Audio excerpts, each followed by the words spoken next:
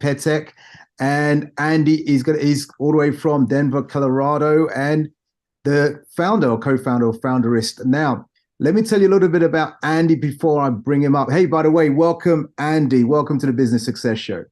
Thanks for having me. Fantastic. You are most welcome. And Andy Petek is an entrepreneur and investor based in Denver, as I said. Over the past 10 years, Andy has launched more than 20 companies as a consultant, a co-founder, or an investor. And he has developed more than 100 products from what he says, farm to table, and also from idea to commerce. In other words, idea to money. His career is dedicated to serving entrepreneurs just like us and business owners just like us. And so welcome, welcome, welcome. Andy, tell us a little bit about your entrepreneurial background. How did you get into entrepreneurship? What led to that? And yeah, go ahead. Sure. So I was very fortunate to grow up with two parents in the advertising industry. And as a little kid, I got to go to a lot of photo shoots, and my parents were producing TV commercials and print shops and graphic design.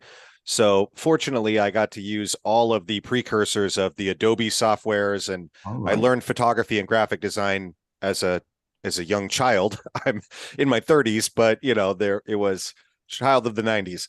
Anyhow, I went to college for the same communications and media arts. And after school, I ended up getting recruited into a management program with a huge wine company based in California. They own over 100 brands of wine. They're the largest in the world. And they sent me to the Pacific Northwest, and I worked in Seattle for several years in wholesale distribution of beverage products. And so everything from high-end wines, I sold Opus One all the way down to Rockstar Energy Drink. So I had waters and teas and kombuchas and beers and all the things working for this $13 billion company. And after a few years, I decided I wanted to go out on my own and start a brewery.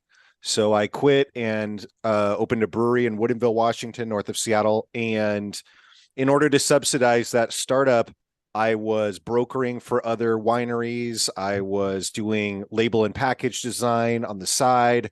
I was working at a wine magazine publishing company. I was putting on events. So really all around the industry. But the big picture is I was super, super hustling with my network of connections in order to be able to subsidize my own little tiny thing.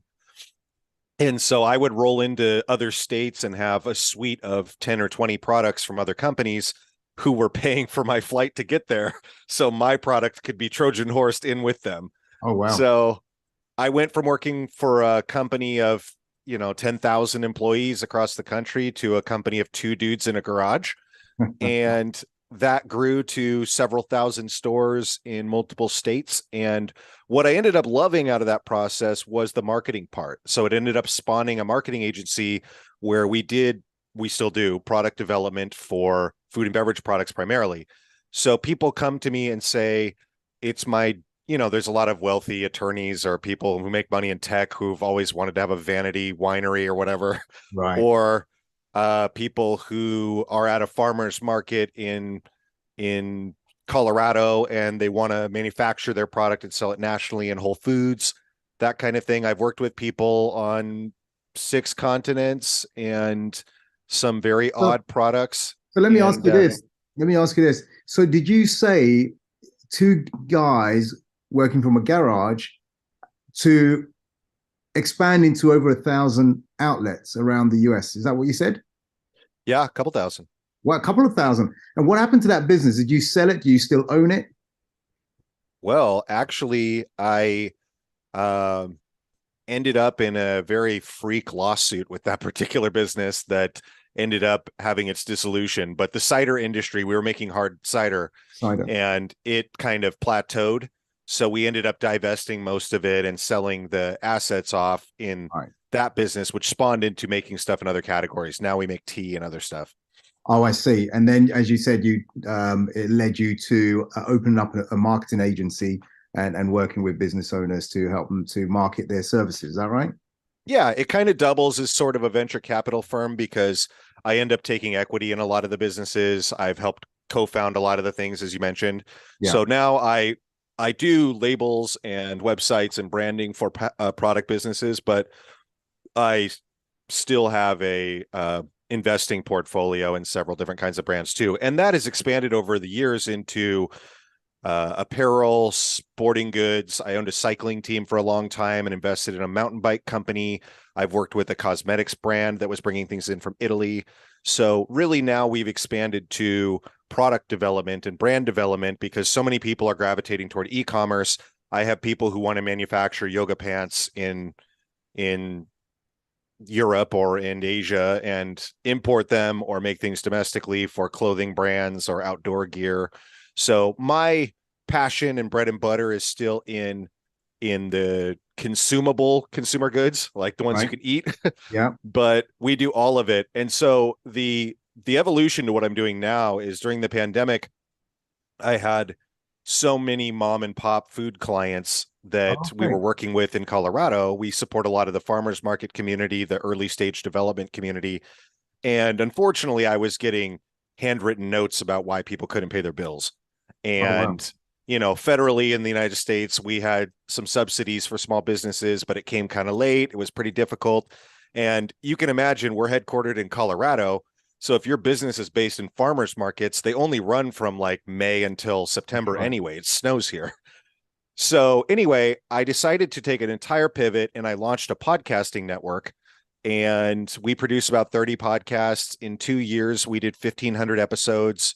We did about 200,000 hours of streaming, and we supported all the positive vibe stuff. So mental health people, Oh, yogis, nutritionists, family, therapists. And I kind of did this social venture project where we reinvested all of the money into the community. And I committed to 2 years of doing that. And during that time, one of our podcasters became a partner of mine, and we launched a few services booking people on podcasts and TV. She's a former TV producer. And in her day job, she's actually a love matchmaker. She connects singles and does high-end matchmaking for people throughout the US. right. And so for a long time, we've logically kind of had this idea of what if we did business matchmaking? I'm kind of an introvert. She's super extroverted. Everybody hates doing networking, going to in-person events, because oftentimes you don't find the right people. It's hard to reach out to folks on LinkedIn and hope that they become a co-founder of your business someday.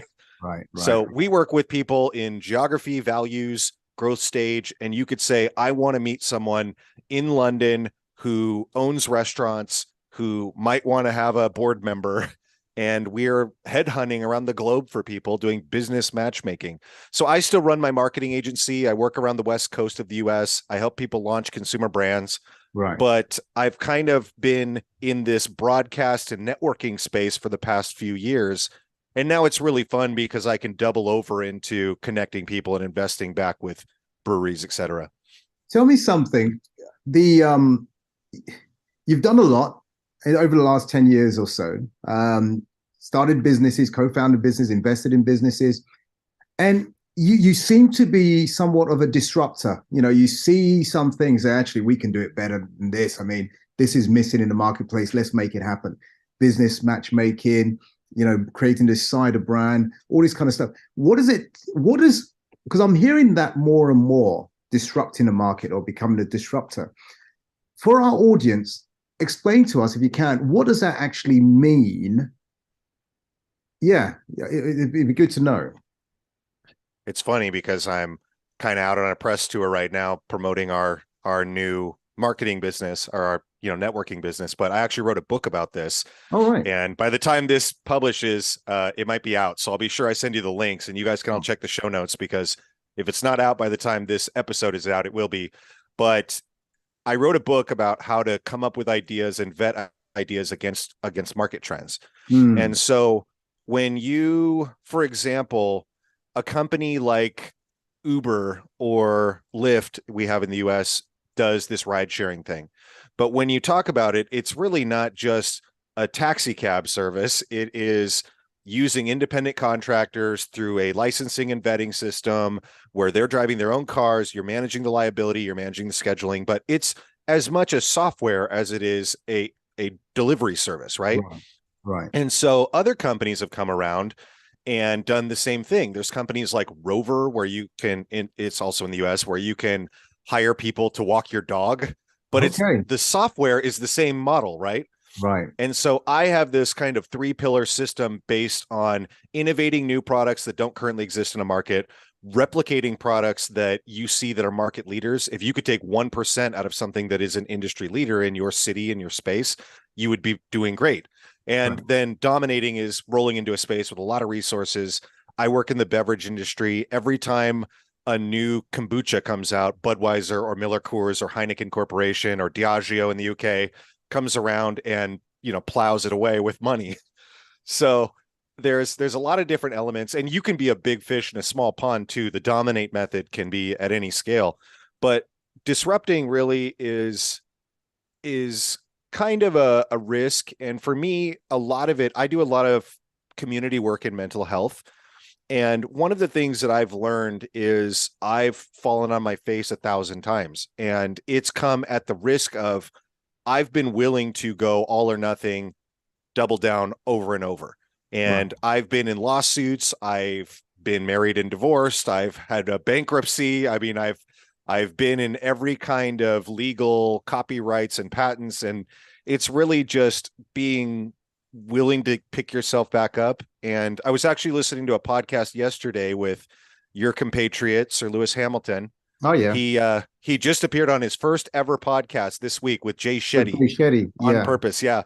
And I know Lewis is starting to do a lot more media because he's maybe going to retire in the next 5 years, and he wants to do a lot more public work. He obviously does a lot of charity, Yeah. but he's becoming a pretty big presence in the US, and he always has been globally as a fashion icon and a philanthropist and all the things.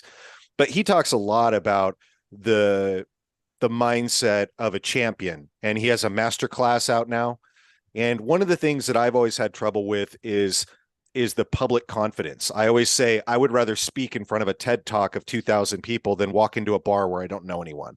Right. And I call myself an introvert, and people that know me are always like, "Oh, you're so animated and you have all these stories." And it's like, if I already know you, or if you and I are speaking on a podcast, I'm great, but I'm going to walk outside of this building after this. And if I'm in a meeting or I have a purpose, I'm great. If I go to an event, I want to be like the name tag guy or the photographer. I don't want to be a mingler, Right. Right. Right. despite maybe if I'm presenting or whatever. Yeah. So And my I thing has suppose. always been pick yourself up and dust yourself off, because you have to have ultimate faith in the risks you're taking, Right. as calculated as they might be. But it's more about bouncing back than being a visionary disrupting, really, because you're going to have a lot of mistakes for every win. Got it. Let me ask you this question. We're talking about disrupting, and a question I have is, how does entrepreneurs listening, how do you become that big fish in that small pond? In other words, how do we become the main person or the main company in that niche, that market niche or niche, as we say? Yeah. I love there's a podcaster that I really like, Pat Flynn, and he mispronounces it so he can make it jingle. He says the riches are in the niches. Yeah. I've always loved that. One of the ways it's all about framing. So if you start a brand that makes t-shirts, and no, let's just do the beverage thing. If you're going to make a hard seltzer or a kombucha or some kind of beverage, a lot of non-alcoholic products are really popular right now, even globally. Right. And so if you're going to make a kombucha and you started in a garage with one of your pals, you are dreaming one day of getting into Whole Foods or some kind of natural market, or going into national distribution or international distribution. And Whole Foods is a mega player in the US now because they're owned by Amazon. They have a lot of distribution bandwidth. But if you're in a small city in Idaho and you're making, or let's say Canada, let's say Calgary or something. I need to get more international. You have an international audience. Calgary's good. If you're making kombucha in Calgary, stretching across the provinces is a tall order. There's a lot of geography to cover. It's expensive to ship. It's expensive to store. There's weather. Yeah. And so if you looked at that and you turned around and said, I want to be a big fish in a small pond, what if you made kegs of your kombucha and you got them on tap in all of the WeWork offices and you did a home delivery program and you sponsored local events, you could become a huge, huge market share leader only in Calgary. I know breweries that sell 30,000 barrels, which is a national size brewery, but they only exist in Colorado, but they've got a handle on it every single bar in Colorado. It's like it's Budweiser, Coors, Heineken, Stella, them. And it's the way of just looking at, could you be the t-shirt company of the music industry? Or could you work with specifically college students? It's all about framing who the consumer is, whether it's a geography or a consumer group, and being that household name and having an 80% market share of them versus a 1% market share of some national landscape. So what would you say in your experience there, Andy, that what are maybe 2 or 3 key benefits of becoming that big fish in that small pond? Yeah. So I have a client in Seattle. I'm actually in Seattle right now, and they did a similar thing. They make a yerba mate tea. They import these loose leaf teas from Brazil, and they brew this really cool packaged beverage. And the traditional 3-tier distribution system of going into a wholesaler or through a broker and then having restaurants and grocery stores carry your product just doesn't work for a product that is low margin. Alcohol products, you can charge more, but that kind of product is difficult. So similar to what I mentioned, they got in with a specialty distributor that goes only to coffee shops, because coffee shops and cafes don't get deliveries from those big wholesalers because their orders aren't big enough. Right. And so they got with this guy that between Vancouver, BC and Portland, Oregon, goes up and down the I-5 corridor and delivers to like 1,200 coffee shops. And all these other companies want to be in the big tier grocery chain. Right. They aren't thinking about the little moms and pops. But if you get into a lot of little moms and pops, now we're talking. They got into a distributor that goes specifically to corporate campuses. So there's a big culture here. There's a Facebook, a Google, Microsoft, these large campuses that have, 5,000 plus employees where they have a cafeteria where everything is complimentary. Wow. So the employees are just plowing through free muffins, and whoever's bringing those muffins is getting a sweet deal, because as a whole, that's very cheap for Facebook to offer to their people. But if you can be the guy that's in the cafeteria with your snack bars, you're set up. So these guys disrupted and they got into rock climbing gyms and yoga places, and they went everywhere but your supermarket. Right. And so they are a household name. And so now they recently started putting on these yoga events at Gasworks Park in downtown Seattle. Yeah. And they get 1,000 people doing yoga, and they have drone shots flying over but they've become such a cultural brand that people drink this tea, and now they're in supermarkets with a force because everyone is knocking on the door at the market saying, why don't you carry this thing? Everyone in Seattle knows about it. Why don't you? So you kind of take the long way around to the traditional method, but now they're a powerhouse. That's fantastic what you're saying there, because it's very counterintuitive in terms of, I've got this product. Traditionally, supermarkets, convenience stores is where, but you're saying actually, hey, look, that's saturated. There's some big players there. But thinking differently out of the box, disrupting it slightly, means that you can still win, but you're supplying to specialist organizations, specialist outlets. Fantastic. Now, I've made products for airlines. I've made products for sports stadiums. I mean, you just have to, hotels, those little mini bars. What if you could be the bottled water in the mini bar? Of course. Yeah. That's so for some people listening in thinking it sounds good. Andy's sharing how it can disrupt the market, and he's also sharing how important it is and the benefits of becoming a big fish in the small pond. How do I do that? What are some steps I can take now to say, because I'll tell you why I'm asking this question, Andy. There are people who say, oh, but Mac, I don't know what my niche is. How do I find my niche? So they beaten themselves up. So I just wanted to get from you, your angle, to say, okay, how do you what are the steps to establishing your niche or your niche? We know in that the riches are in the niches, or it doesn't rhyme with, doing it the other way. The riches are in the niches. Riches and niches. So how does one really choose their niche that's going to be profitable for them, that they can pound on and just go for it?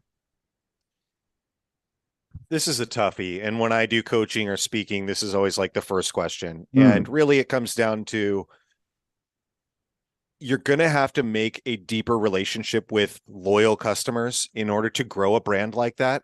You have to have those first 100 people that will come back again and again and again and be your free sales force. Because if you're a small company, you're not going to be hiring salespeople. If you're selling online, especially, ads won't do it enough for you because Mm. Facebook and Amazon are white labeling products and beating you at their own game, right? Or bigger Yeah. companies are going to do that. So people think if I make a e-commerce product and I just buy ads, there's several ways to do that, but it comes down to having a loyal base that you begin with. And so most people in my industry, I'm sure in yours as well, would say use yourself as the first customer avatar. You know yourself well, and Mm. if you make something that you want to consume, then you find other folks that are in the same boat as you. There's 8 billion people on the planet, and that's a good sentiment. I mean, I'm pretty weird. It might take a long time to find people like me, right? But you think about like there's a huge explosion of right now. So let's also say I say products and I usually mean physical products, but a lot of people listening probably work in coaching or design or copywriting, some kind of service-based thing. So people also want to productize their knowledge in ebooks, courses, Right. consumable like membership websites, that kind of stuff. So there's a really interesting guy.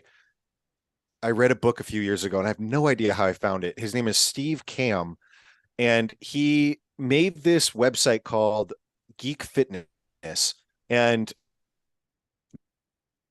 Nerd Fitness. That's it. And No. it was like he's a video gamer, he's like a computer programmer, kind of a nerdy introvert guy. And he decided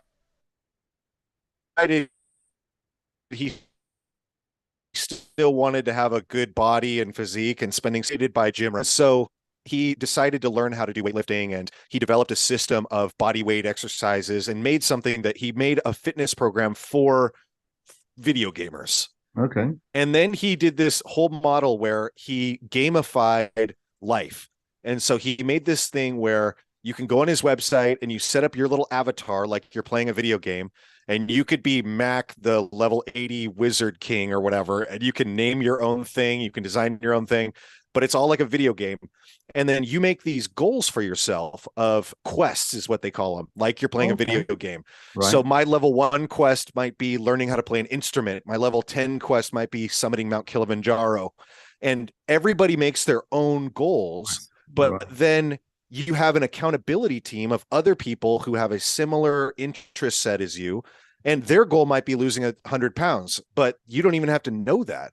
And so if you're like, I'm a level 12 wizard, they're like, oh, he's accomplished 12 of his goals. So he's created this whole Mm. huge ecosystem for setting goals, accountability, and achieving success and coaching and healthy lifestyle.